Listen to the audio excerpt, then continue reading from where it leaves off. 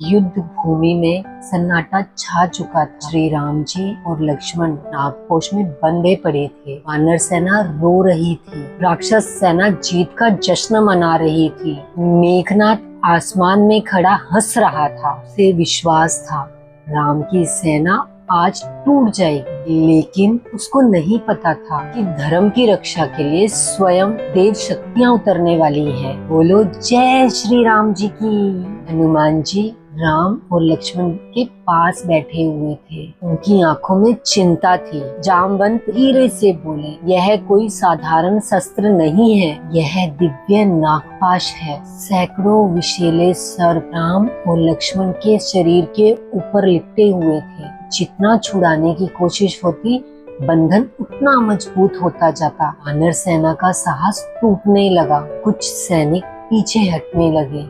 तभी विभीषण आगे आए। उन्होंने कहा, डरो मत, अधर्म कभी धर्म को पराजित नहीं कर सकता। आकाश में भयानक गर्जना हुई। पूरा आकाश तेज रोशनी से भर उठा।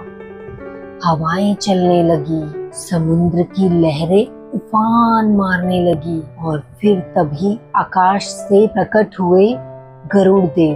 विशाल पंख, अग्नि जैसी आंखें और दिव्य तेज। जैसे ही नागों ने गरुड़ देव को देखा, वे भय से कांप उठे। गरुड़ सांपों के सबसे बड़े शत्रु हैं। गरुड़ देव धीरे धीरे राम जी के पास उतरे। उनके पंखों की दिव्य ऊर्जा फैलते ही सारे सर्प जलने लगे। क्षण भर में नागपाश टूट गया। राम और लक्ष्मण मुक्त हो गए। पूरा युद्ध क्षेत्र गूंज उठा। जय श्री राम जी की।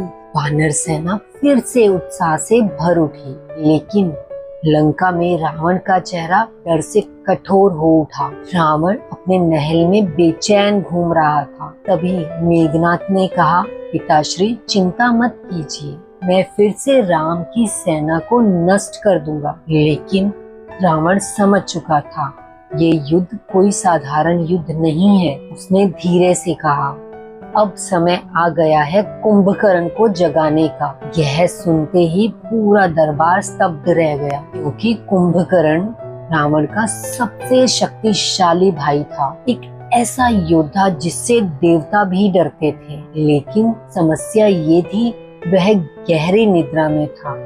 उसे जगाना नामुमकिन था। हजारों राक्षस कुंभकर्ण की गुफा की ओर बढ़े। वहाँ एक विशाल पर्वत जैसा शरीर सो रहा था। सांसों से धरती कांप रही थी। राक्षसों ने नगाड़े बजाए, शंख फूके, हाथियों को उसके ऊपर दौड़ाया, लेकिन कुंभकर्ण नहीं जागा। फिर सैनिकों ने उसे विशाल भाले चुभाए, गरम तेल डाला, फिर भी वो नहीं जागा और सोता रहा। अंत में सारे राक्षस एक साथ चिल्लाए, महाराज कुंभकर्ण। और तभी धीरे धीरे उसकी आंखें खुली। पूरा पर्वत हिल उठा। कुंभकर्ण उठकर बैठ गया। उसकी भूख भयंकर थी। सैकड़ों थाल भोजन के लाए गए। वह लगातार खाता रहा। फिर उसने पूछा, मुझे क्यों जगाया गया है? तभी रावण उसके सामने आया। उसने पूरी कहानी कुंभकर्ण को सुनाई। सीता हरण, राम का आगमन, लंका पर हमला, सब सुनकर कुंभकर्ण कुछ देर शांत रहा। फिर उसने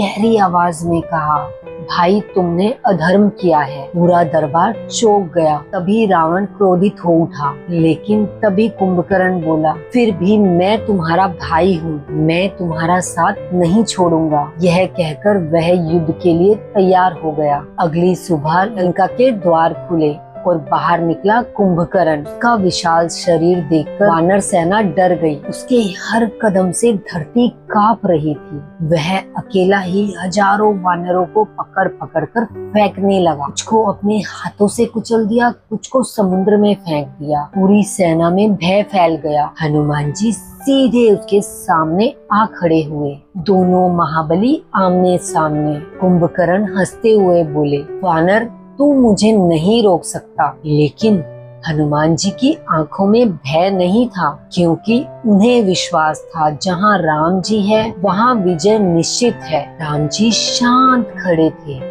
उन्होंने कुंभकर्ण को देखा। एक ऐसा योद्धा जो अधर्म के साथ खड़ा था। राम जी ने धनुष उठाया, पूरा आकाश दिव्य प्रकाश से भर गया। देवता भी यह दृश्य देखने लगे, क्योंकि अब होने वाला था महायुद्ध, राम जी और कुंभकर्ण का महासंग्राम।